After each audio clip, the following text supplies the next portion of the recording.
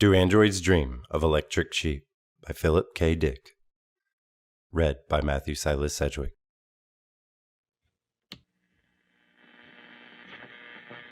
Auckland. A turtle, which explorer Captain Cook gave to the King of Tonga in 1777, died yesterday. It was nearly 200 years old. The animal, called Tui Malila, died at the Royal Palace ground on the Tongan capital of Nuku'alofa. The people of Tonga regarded the animal as a chief, and special keepers were appointed to look after it. It was blinded in a bushfire a few years ago. Tonga Radio said Tui Malila's carcass would be sent to the Auckland Museum in New Zealand. Reuters, 1966. Chapter 1. A merry little surge of electricity piped by automatic alarm from the mood organ beside his bed awakened Rick Deckard. Surprised, it had always surprised him to find himself awake without prior notice. He rose from the bed, stood up in his multicolored pajamas, and stretched. Now in her bed, his wife Iran opened her gray, unmerry eyes, blinked, then groaned and shut her eyes again. "You set your pen field too weak," he said to her. "I'll reset it and you'll be awakened." Keep your hand off my settings. Her voice held bitter sharpness. I don't want to be awake. He seated himself beside her, bent over her, and explained softly. "If you set the surge up high enough, you'll be glad you're awake. That's the whole point. At setting C, it overcomes the threshold barring consciousness, as it does for me." Friendly, because he felt well disposed toward the world, his setting had been at D. He patted her bare, pale shoulder. Get your crude cop's hand away, Iran said. "I'm not a cop." He felt irritable now, although he hadn't dialed for it. You're worse, his wife said, her eyes still shut. You're a murderer hired by the cops. I've never killed a human being in my life. His irritability had risen now, had become outright hostility. Iran said, Just those poor Andes. I notice you've never had any hesitation as to spending the bounty money I bring home on whatever momentarily attracts your attention. He rose, strode to the console of his mood organ. Instead of saving, he said, so we could buy a real sheep to replace the fake electric one upstairs. A mere electric animal, and me earning all that I've worked my way up to through the years. At his console, he hesitated between dialing for a thalamic suppressant, which would abolish his mood of rage, or a thalamic stimulant, which would make him irked enough to win the argument. If you dial, Iran said, eyes open and watching, for greater venom, then I'll dial the same. I'll dial the maximum and you'll see a fight that makes every argument we've had up to now seem like nothing. Dial and see. Just try me. She rose swiftly, lopped to the console of her own mood organ, stood glaring at him, waiting. He sighed, defeated by her threat. I'll dial what's on my schedule for today. Examining the schedule for June 3rd, 1992, he saw that a business-like professional attitude was called for. If I dial by schedule, he said warily, will you agree to also?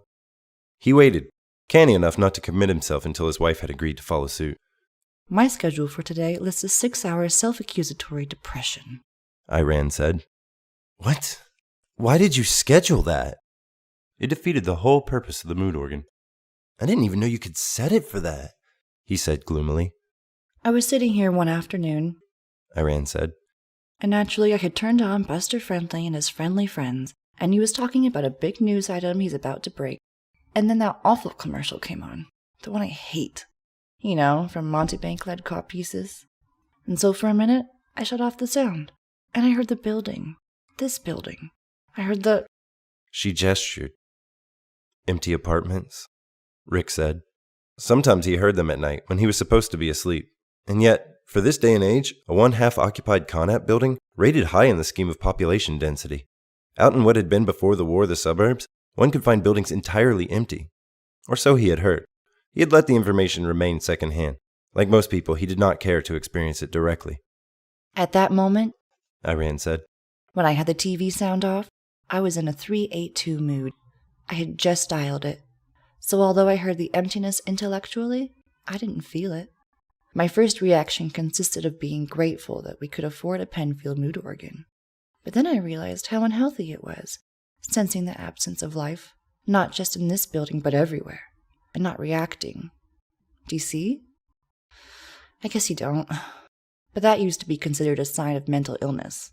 They called it absence of appropriate effect. So I left the TV sound off, and I sat down on my mood organ, and I experimented. And I finally found a setting for despair. Her dark, pert face showed satisfaction, as if she had achieved something of worth. So I put it on my schedule for twice a month. And I think that's a reasonable amount of time to feel hopeless about everything. About staying here on Earth after everybody who's smart has emigrated. Don't you think? But a mood like that, Rick said, you're apt to stay in it, not dial your way out. Despair, like that, about total reality, is self-perpetuating. I program an automatic resetting for 3 hours later. His wife said sleekly. A 481. Awareness of the manifold possibilities open to me in the future. New hope that... I know 481, he interrupted. He had dialed out the combination many times. He relied on it greatly. Listen, he said, seating himself on his bed and taking hold of her hands to draw her down beside him. Even with an automatic cutoff, it's dangerous to undergo a depression, any kind. Forget what you've scheduled today, and I'll forget what I've scheduled. We'll dial a 104, together, and both experience it. And then you stay in it while I reset mine for my usual business-like attitude. That way I'll want to hop up to the roof and check out the sheep, and then head to the office. Meanwhile, I'll know you're not sitting here brooding with no TV. He released her slim, long fingers, passed through the spacious apartment to the living room, which smelled faintly of last night's cigarettes. There, he bent to turn on the TV. From the bedroom, Iran's voice came. I can't stay on TV before breakfast. Dial 888, Rick said as the set warmed. The desire to watch TV, no matter what's on it. I don't feel like dialing anything at all now. Iran said. Then dial 3, he said. I can't dial a setting that stimulates my cerebral cortex into wanting to dial. If I don't want to dial, I don't want to dial that most of all. Because then I will want to dial. And wanting to dial is right now the most alien drive I can imagine.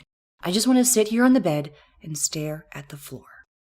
Her voice had become sharp with overtones of bleakness, as her soul congealed, and she ceased to move, as the instinctive, omnipresent film of a great weight, of an almost absolute inertia, settled over her. He turned up the TV sound, and the voice of Buster Friendly boomed out and filled the room. Ho-ho, folks, time now for a brief note on today's weather. The mongoose satellite reports that fallout will be especially pronounced toward noon, and will then taper off, so all you folks who will be venturing out. Appearing beside him, her long nightgown trailing wispily, Iran shut off the TV set. Okay, I give up. I'll dial. Anything you want me to be. Ecstatic sexual bliss? I feel so bad I'll even endure that. What the hell? What difference does it make? I'll dial for both of us, Rick said and led her back into the bedroom. There, at her console, he dialed 594, pleased acknowledgement of husband's superior wisdom in all matters. On his own console, he dialed for a creative and fresh attitude toward his job. Although this he hardly needed, such was his habitual innate approach without recourse to Penfield artificial brain stimulation. After a hurried breakfast, he had lost time due to the discussion with his wife. He ascended clad for venturing out, including his Ajax model Montebank lead codpiece, to the covered roof pasture whereon his electric sheep grazed, whereon it, sophisticated piece of hardware that it was, chomped away in simulated contentment, bamboozling the other tenants of the building. Of course, some of their animals undoubtedly consisted of electronic circuitry fakes too. He had of course never nosed into the matter any more than they, his neighbors, had pried into the real workings of his sheep. Nothing could be more impolite. To say, "Is your sheep genuine?" would be a worse breach of manners than to inquire whether a citizen's teeth, hair, or internal organs would test out authentic. The morning air, spilling over with radioactive motes, gray and sun-beclouding, belched about him, haunting his nose. He sniffed involuntarily the taint of death. Well, that was too strong of a description for it, he decided as he made his way through the particular plot of sod which he owned, along with the unduly large apartment below. The legacy of World War Terminus had diminished in potency. Those who could not survive the dust had passed into oblivion years ago, and the dust, weaker now in confronting the strong survivors, only deranged minds and genetic properties. Despite his lead codpiece, the dust undoubtedly filtered in and at him, brought him daily, so long as he failed to immigrate, its little load of befouling filth. So far, medical checkups taken monthly confirmed him as a regular, a man who could reproduce within the tolerances set by law. Any month, however, the exam by the San Francisco Police Department doctors could reveal otherwise. Continually new specials came into existence, created out of regulars by the omnipresent dust. The saying currently blabbed by posters, TV ads, and government junk mail ran, "Immigrate or degenerate, the choice is yours." Very true. Rick thought as he opened the gate to his little pasture and approached his electric sheep. But I can't immigrate, he said to himself, because of my job. The owner of the adjoining pasture, his Con-App neighbor Bill Barber, hailed him. He, like Rick, had dressed for work, but had stopped off on the way to check on his animal too. My horse, Barber declared beamingly, is pregnant. He indicated the large Percheron, which stood staring off in an empty fashion into space. What do you say to that? I say, pretty soon you'll have 2 horses, Rick said. He had reached his sheep now. It lay ruminating, its alert eyes fixed on him in case he had brought any rolled oats with him. The alleged sheep contained an oat-tropic circuit. At the sight of such cereals, it would scramble up convincingly and amble over. What's she pregnant by? He asked Barber. The wind? I bought some of the highest quality fertilizing plasma available in California, Barber informed him, through inside contacts I have with the State Animal Husbandry Board. Don't you remember last week when their inspector was out here examining Judy? They're eager to have her full. She's an unmatched superior. Barber thumped his horse fondly on the neck, and she inclined her head toward him. Ever thought of selling your horse? Rick asked. He wished to God he had a horse. In fact, any animal. Owning and maintaining a fraud had a way of gradually demoralizing one, and yet, from a social standpoint, it had to be done, given the absence of the real article. He had therefore no choice except to continue. Even were he not to care himself, there remained his wife, and Iran did care. Very much. Barber said, It would be immoral to sell my horse. Sell the colt then. Having 2 animals is more immoral than not having any. Puzzled, Barber said, How do you mean? A lot of people have 2 animals, even 3, 4. And like in the case of Fred Washburn, who owns the algae processing plant my brother works at, even 5.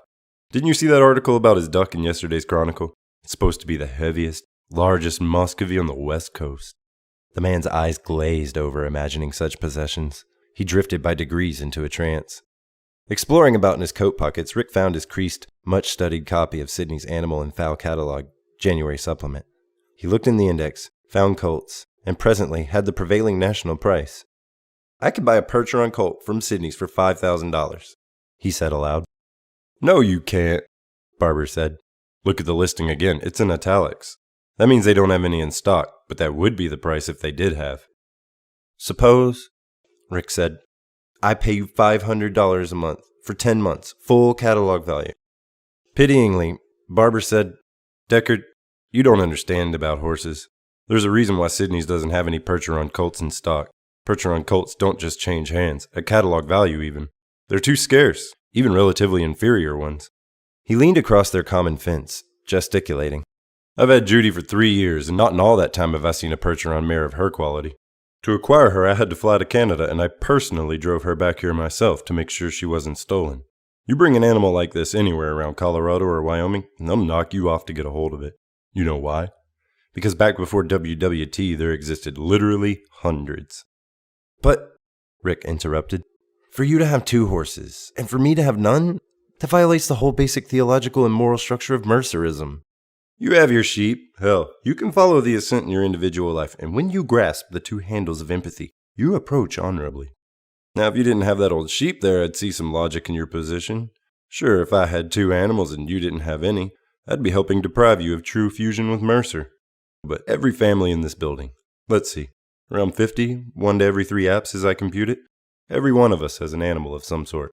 Graveson has that chicken over there. He gestured north. Oakes and his wife have that big red dog that barks in the night. He pondered. I think Ed Smith has a cat down in his app. At least he says so, but no one's ever seen it. Possibly he's just pretending. Going over to his sheep, Rick bent down, searching in the thick wool.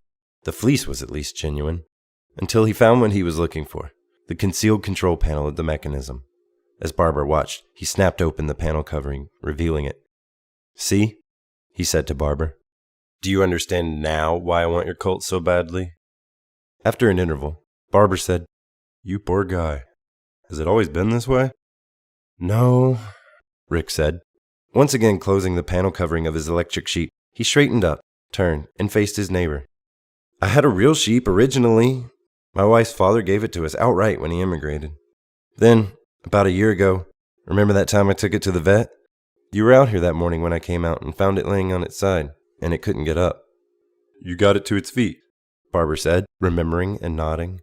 Yeah, you managed to lift it up, but then after a minute or two of walking around, it fell over again. Rick said, sheep get strange diseases. Or put another way, sheep get a lot of diseases. But the symptoms are always the same. The sheep can't get up, and there's no way to tell how serious it is, whether it's a sprained leg or the animal's dying of tetanus. That's what mine died of, tetanus. Up here? Barber said. On the roof? The hay, Rick explained. The one time I didn't get all the wire off the bale. I left a piece in Groucho, that's what I called him then, got a scratch and in that way contracted tetanus. I took him to the vets and he died. I thought about it and I finally called one of those shops that manufactured artificial animals and I showed them a picture of Groucho. They made this. He indicated the reclining ersatz animal, which had continued to ruminate attentively, still watching alertly for any indication of oats. It's a premium job, and I've put as much time and attention into caring for it as I did when it was real, but he shrugged. It's not the same, Barber finished. But almost. You feel the same doing it. You have to keep your eye on it exactly as you did when it was really alive. Because they break down, and then everyone in the building knows. I've had it at the repair shop 6 times, mostly little malfunctions, but if anyone saw them. For instance, one time the voice tape broke, or anyhow got fouled, and it wouldn't stop buying. They'd recognize it as a mechanical breakdown. The repair outfit's truck is of course marked Animal Hospital something, and the driver dresses like a vet, completely in white. He glanced suddenly at his watch, remembering the time. I have to get to work, he said to Barber. I'll see you this evening. As he started toward his car, Barber called after him hurriedly. I won't say anything to anybody here in the building. Pausing, Rick started to say thanks. But then something of the despair that Iran had been talking about tapped him on the shoulder, and he said, I don't know. Maybe it doesn't make any difference. But they'll look down on you. Not all of them, but some. You know how people are about not taking care of an animal. They consider it immoral and anti-empathetic. I mean, technically it's not a crime like it was right after WWT, but the feeling's still there. God! Rick said futilely and gestured empty-handed. I want to have an animal. I keep trying to buy one. But on my salary? On what a city employee makes? If, he thought, I could get lucky in my work again, as I did 2 years ago when I managed to bag 4 Andes during 1 month. If I had known then, he thought, that Groucho was going to die. But that had been before the tetanus, before the 2-inch piece of broken hypodermic-like baling wire. You could buy a cat, Barber offered. Cats are cheap. Look in your Sydney's catalog. Rick said quietly, I don't want a domestic pet. I want what I originally had, a large animal. A sheep, or, if I can get the money, a cow or steer, or what you have, a horse. The bounty from retiring 5 Andes would do it, he realized. $1,000 apiece over and above my salary. Then somewhere I could find from someone what I want, even if the listing in Sydney's Animal and Fowl is in italics. $5,000. But, he thought, the 5 Andes first have to make their way to Earth from one of the colony planets. I can't control that. I can't make 5 of them come here. And even if I could, there are other bounty hunters with other police agencies throughout the world. The Andes would specifically have to take up residence in Northern California, and the senior bounty hunter in this area, Dave Holden, would have to die. Or retire. Buy a cricket, Barber suggested wittily. Or a mouse. Hey, for $25, you can buy a full-grown mouse. Rick said, your horse could die, like Groucho died, without warning. When you get home from work this evening, you could find her laid out on her back, her feet in the air, like a bug, like what you said, a cricket. He strode off, car key in his hand. Sorry if I offended you, Barber said nervously. In silence, Rick Deckard plucked open the door of his hover car. He had nothing further to say to his neighbor. His mind was on his work, on the day ahead. Chapter 2. In a giant, empty, decaying building, which had once housed thousands, a single TV set hawked its wares to an uninhabited room. Their ownerless ruin had, before World War Terminus, been tended and maintained. Here had been the suburbs of San Francisco, a short ride by monorail rapid transit. The entire peninsula had chattered like a bird tree with life and opinions and complaints. And now the watchful owners had either died or migrated to a colony world. Mostly the former. It had been a costly war, despite the valiant predictions of the Pentagon and its smug scientific vassal, the Rand Corporation, which had, in fact, existed not far from this spot. Like the apartment owners, the corporation had departed, evidently for good. No one missed it. In addition, no one today remembered why the war had come about or who, if anyone, had won. The dust which had contaminated most of the planet's surface had originated in no country, and no one, even the wartime enemy, had planned on it. First, strangely, the owls had died. At the time, it had seemed almost funny, the fat, fluffy white birds lying here and there, in yards and on streets. Coming out no earlier than twilight, as they had while alive, the owls escaped notice. Medieval plagues had manifested themselves in a similar way, in the form of many dead rats. This plague, however, had descended from above. After the owls, of course, the other birds followed, but by then the mystery had been grasped and understood. A meager colonization program had been underway before the war, but now that the sun had ceased to shine on Earth, the colonization entered an entirely new phase. In connection with this, a weapon of war, the synthetic freedom fighter, had been modified. Able to function on an alien world, the humanoid robot, strictly speaking the organic android, had become the mobile donkey engine of the colonization program. Under UN law, each immigrant automatically received possession of an android subtype of his choice, and by 1990, the variety of subtypes passed all understanding, in the manner of American automobiles from the 1960s. That had been the ultimate incentive of immigration, the android serving as carrot, the radioactive fallout as stick. The UN had made it easy to immigrate, difficult, if not impossible, to stay. Loitering on Earth potentially meant finding oneself abruptly classified as biologically unacceptable, a menace to the pristine heredity of the race. Once pegged as a special, a citizen, even if accepting sterilization, dropped out of history. He ceased, in effect, to be part of mankind. And yet, persons here and there declined to migrate that, even to those involved, constituted a perplexing irrationality. Logically, every regular should have immigrated already. Perhaps deformed as it was, Earth remained familiar, to be clung to. Or possibly the non-immigrant imagined that the tent of dust would deplete itself finally. In any case, thousands of individuals remained, most of them constellated in urban areas where they could physically see one another, take heart at their mutual presence. Those appeared to be the relatively sane ones, and, in dubious addition to them, occasional peculiar entities remained in the virtually abandoned suburbs. John Isidore, being yammered at by the television set in his living room as he shaved in the bathroom, was one of these. He simply had wandered to this spot in the early days following the war. In those evil times, no one had known really what they were doing. Populations detached by the war had roamed, squatted temporarily at first one region and then another. Back then, the fallout had been sporadic and highly variable. Some states had been nearly free of it, others became saturated. The displaced populations moved as the dust moved. The peninsula south of San Francisco had been at first dust-free, and a great body of persons had responded by taking up residence there. When the dust arrived, some had died, and the rest had departed. J.R. Isidore remained. The TV set shouted, "Duplicates the halcyon days of the pre-Civil War Southern states, either as body servants or as tireless field hands. The custom-tailored humanoid robot, designed specifically for your unique needs, for you and you alone. Given to you on your arrival, absolutely free, equipped fully, and specified by you before your departure from Earth. This loyal, trouble-free companion in the greatest, boldest adventure contrived by man in modern history will provide." It continued on and on. I wonder if I'm late for work, Isidore wondered as he scraped. He did not own a working clock. Generally, he depended on the TV for time signals. But today was Interspace Horizons Day, evidently.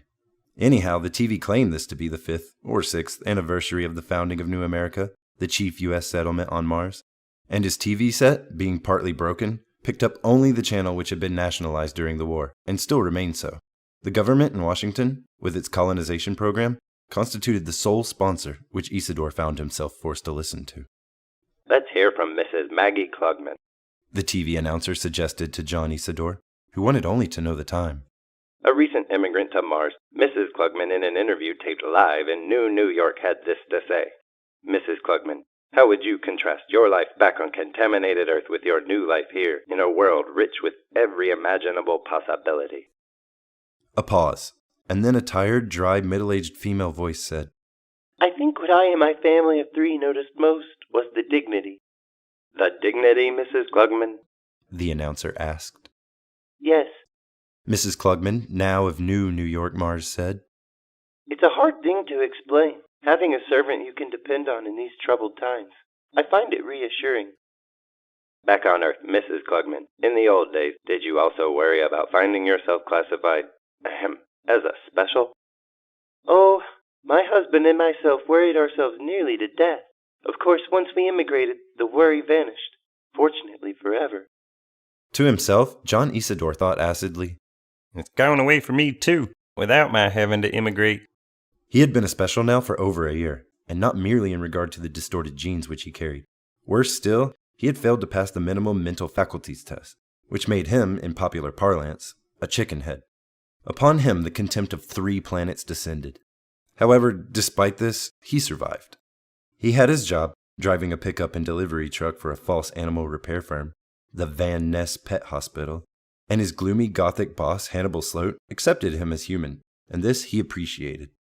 More certa vita incerta, as Mr. Sloat occasionally declared. Isidore, although he had heard the expression a number of times, retained only a dim notion as to its meaning. After all, if a chickenhead could fathom Latin, he would cease to be a chickenhead. Mr. Sloat, when this was pointed out to him, acknowledged its truth.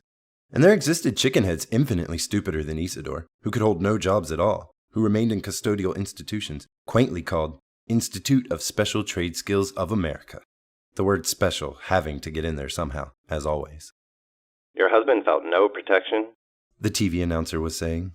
In owning and continually wearing an expensive and clumsy radiation-proof lead codpiece, Mrs. Klugman? My husband? Mrs. Klugman began.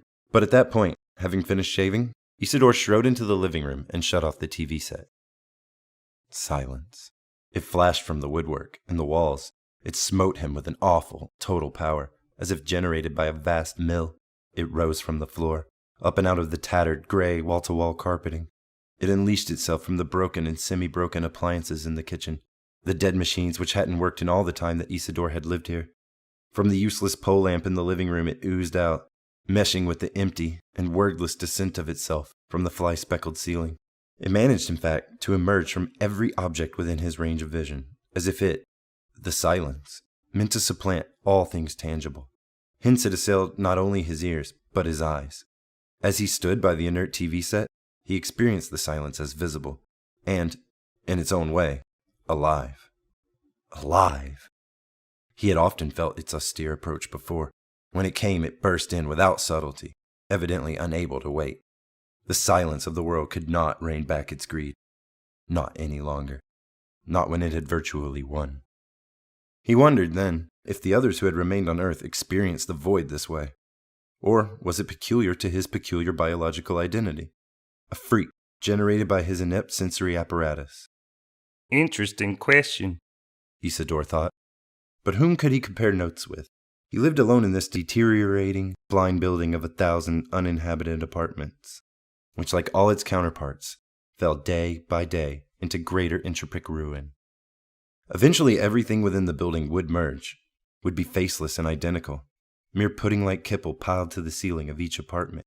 And after that, the uncared-for building itself would settle into shapelessness, buried under the ubiquity of the dust. By then, naturally, he himself would be dead.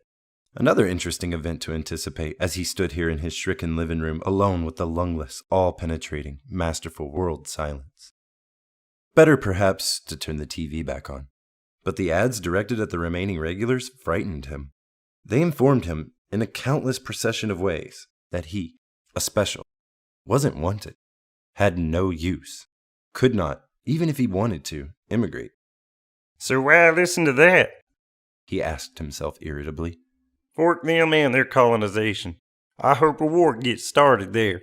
After all, it theoretically could, and they wind up like Earth, and everybody who immigrated there turns out to be a special. Okay, He thought. I'm off to work. He reached for the doorknob that opened the way out into the unlit hall, then shrank back as he glimpsed the vacuity of the rest of the building. It lay in wait for him. Out here, the force which he had felt busily penetrating his specific apartment. God, He thought and reshut the door. He was not ready for the trip up those clanging stairs to the empty roof where he had no animal. The echo of himself ascending. The echo of nothing. time to grasp the handles. He said to himself and crossed the living room to the black empathy box. When he turned it on, the usual faint smell of negative ions surged from the power supply. He breathed in eagerly, already buoyed up. Then the cathode ray tube glowed like an imitation, feeble TV image. A collage formed, made apparently of random colors, trails, and configurations which, until the handles were grasped, amounted to nothing. So, taking a deep breath to steady himself, he grasped the twin handles. The visual image congealed. He saw at once a famous landscape. The old brown barren ascent, with tufts of dried-out bone-like weeds poking slantedly into a dim and sunless sky. One single figure, more or less human in form, toiled its way up the hillside. An elderly man, wearing a dull, featureless robe, covering as meager as if it had been snatched from the hostile emptiness of the sky. The man, Wilbur Mercer, plodded ahead, and as he clutched the handles, John Isidore gradually experienced a waning of the living room in which he stood. The dilapidated furniture and walls ebbed out, and he ceased to experience them at all. He found himself, instead, as always before, entering the landscape of drab hill, drab sky. And, at the same time, he no longer witnessed the climb of the elderly man. His own feet now scraped, sought purchase among the familiar loose stones.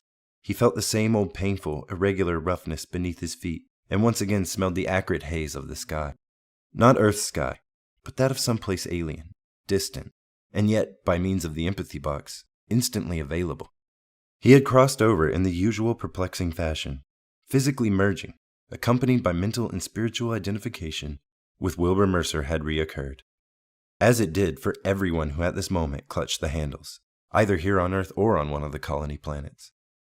He experienced them, the others, incorporated the babble of their thoughts, heard in his own brain the noise of their many individual existences. They, and he, cared about one thing. This fusion of their mentalities oriented their attention on the hill. The climb, the need to ascend. Step by step it evolved, so slowly as to be nearly imperceptible, but it was there. Higher. He thought as stones rattled downward under his feet. Today we are higher than yesterday, and tomorrow. He, the compound figure of Wilbur Mercer, glanced up to view the ascent ahead. Impossible to make out the end. Too far. But it would come. A rock hurled at him struck his arm. He felt the pain. He half turned and another rock sailed past him, missing him. It collided with the earth and the sound startled him. Who? He wondered, peering to see his tormentor. The old antagonists manifesting themselves at the periphery of his vision. It, or they, had followed him all the way up the hill, and they would remain until at the top. He remembered the top, the sudden leveling of the hill, when the climb ceased and the other part of it began. How many times had he done this? The several times blurred, future and past blurred. What he had already experienced and what he would eventually experience blended so that nothing remained but the moment. The standing still and resting, during which he rubbed the cut on his arm which the stone had left. God, he thought in weariness. In what way is this fair? Why am I up here alone like this, being tormented by something I can't even see? And then, within him, the mutual babble of everyone else in fusion broke the illusion of aloneness. You felt it too, he thought. Yes, the voices answered. We got hit on the left arm. It hurts like hell. Okay, he said. We better get started moving again. He resumed walking, and all of them accompanied him immediately.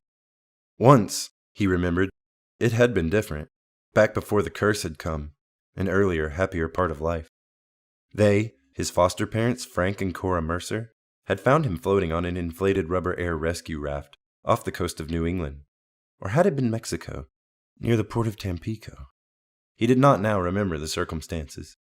Childhood had been nice. He had loved all life, especially the animals, had in fact been able for a time to bring dead animals back as they had been.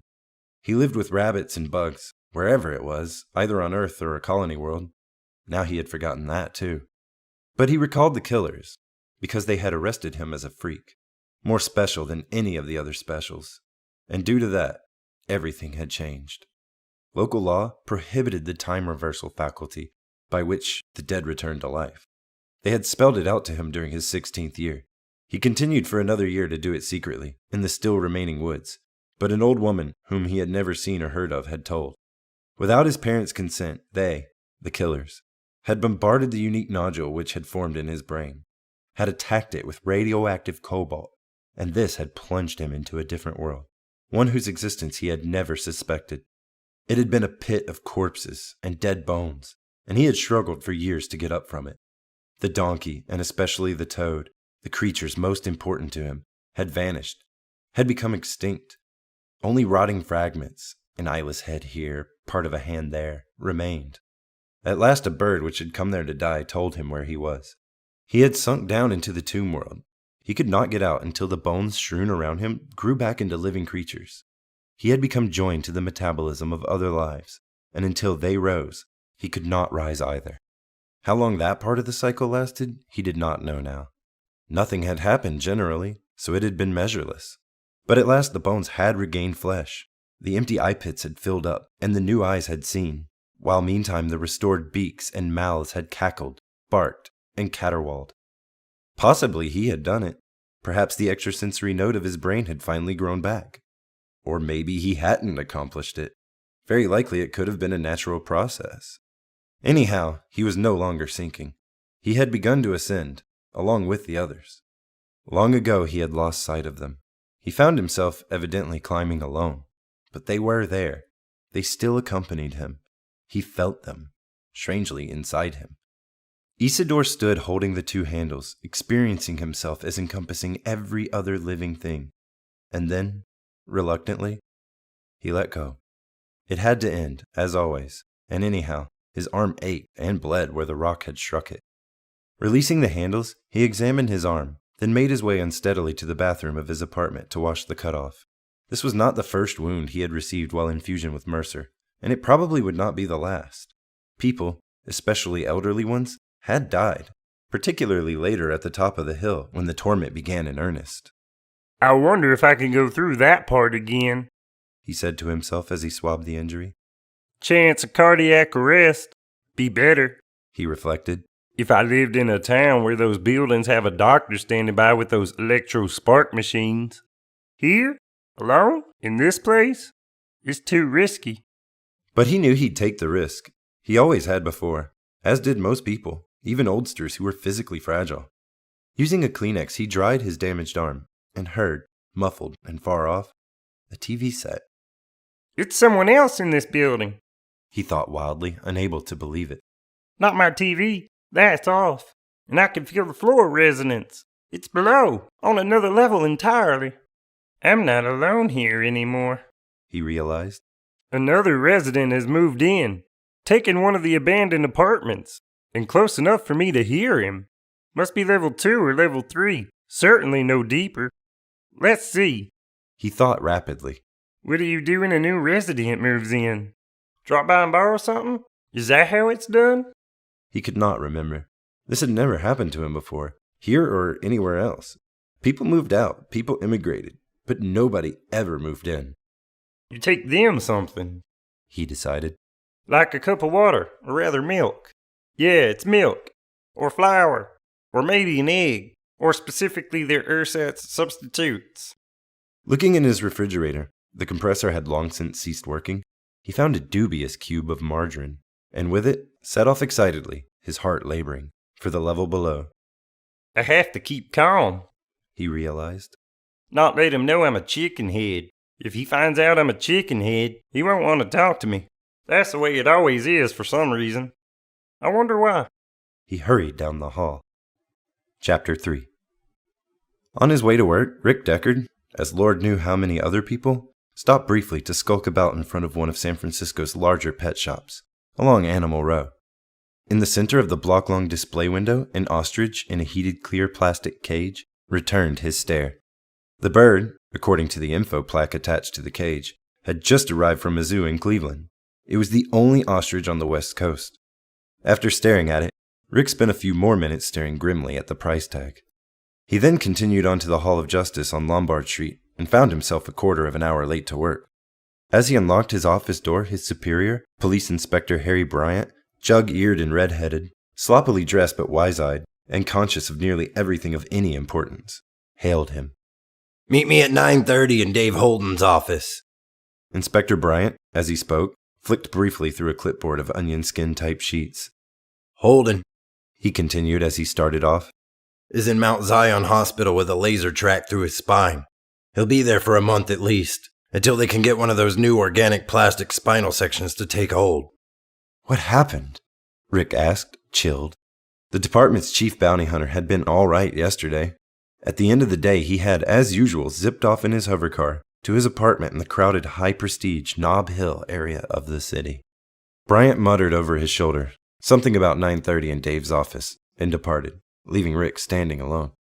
As he entered his own office, Rick heard the voice of his secretary, Ann Marston, behind him. Mr. Deckard, you know what happened to Mr. Holden? He got shot. She followed after him into the stuffy, closed-up office and set the air filtering unit into motion. Yeah, he responded absently. It must have been one of those new extra clever Andes the Rosen Association is turning out. Miss Marston said. Did you read over the company's brochure on the spec sheets? The Nexus 6 brain unit they're using now is capable of selecting within a field of 2 trillion constituents, or 10 million separate neural pathways. She lowered her voice. You missed the vid call this morning. Miss Wilde told me. It came through the switchboard exactly at 9. A call-in? Rick asked. Miss Marston said, A call out by Mr. Bryant to the WPO in Russia, asking them if they would be willing to file a formal written complaint with the Rosen Association's factory representative East. Harry still wants the Nexus 6 brain unit withdrawn from the market? He felt no surprise. Since the initial release of its specifications and performance charts back in August of 1991, most police agencies which dealt with escaped Andes had been protesting. The Soviet police can't do any more than we can, he said. Legally, the manufacturers of the Nexus 6 brain unit operated under colonial law, their parent auto factory being on Mars. We had better just accept the new unit as a fact of life, he said. It's always been this way, with every improved brain unit that's come along. I remember the howls of pain when the Suderman people showed off their old T-14 back in '89. Every police agency in the Western Hemisphere clamored that no test would detect its presence in an instance of illegal entry here. As a matter of fact, for a while they were right. Over 50 of the T-14 androids, as he recalled, had made their way by one means or another to Earth, and had not been detected for a period of time, in some cases up to an entire year. But then, the Voight empathy test had been devised by the Pavlov Institute, working in the Soviet Union, and no T-14 android, and so far at least was known, had managed to pass that particular test. Want to know what the Russian police said? Miss Marston asked. I know that, too. Her freckled orange face glowed. Rick said, I'll find out from Harry Bryant. He felt irritable. Office gossip annoyed him because it had always proved better than the truth. Seating himself at his desk, he pointedly fished about in a drawer until Miss Marston, perceiving the hint, departed. From the drawer, he produced an ancient creased manila envelope. Leaning back, tilting his important-style chair, he rummaged among the contents of the envelope until he came across what he wanted, the collected extant data on the Nexus 6. A moment's reading vindicated Miss Marston's statement. The Nexus 6 did have 2 trillion constituents, plus a choice within a range of 10 million possible combinations of cerebral activity. In 0.45 of a second, an android equipped with such a brain structure could assume any one of 14 basic reaction postures. Well, no intelligence test would trap such an Andy. But then, intelligence tests haven't trapped an Andy in years. Not since the primordial, crude varieties of the 70s. The Nexus 6 android types, Rick reflected, surpassed several classes of human specials in terms of intelligence. In other words, androids equipped with the new Nexus 6 brain unit had, from a sort of rough, pragmatic, no-nonsense standpoint, evolved beyond a major, but inferior, segment of mankind. For better or worse, the servant had in some cases become more adroit than its master. But new scales of achievement, for example the Voight-Kampf empathy test, had emerged as criteria by which to judge. An android, no matter how gifted as to pure intellectual capacity, could make no sense out of the fusion which took place routinely among the followers of Mercerism, an experience which he and virtually everyone else, including subnormal chickenheads, managed with no difficulty. He had wondered, as had most people at one time or another, precisely why an android bounced helplessly about when confronted with an empathy measuring test. Empathy, evidently, existed only within the human community, whereas intelligence, to some degree, could be found throughout every phylum in order, including the arachnida. For one thing, the emphatic faculty probably required an unimpaired group instinct. A solitary organism, such as a spider, would have no use for it. In fact, it would tend to abort the spider's ability to survive. It would make him conscious of the desire to live on the part of its prey. Hence, all predators, even highly developed mammals such as cats, would starve. Empathy, he once had decided, must be limited to the herbivores, or anyhow omnivores who could depart from a meat diet, because ultimately the emphatic gift blurred the boundaries between hunter and victim, between the successful and the defeated.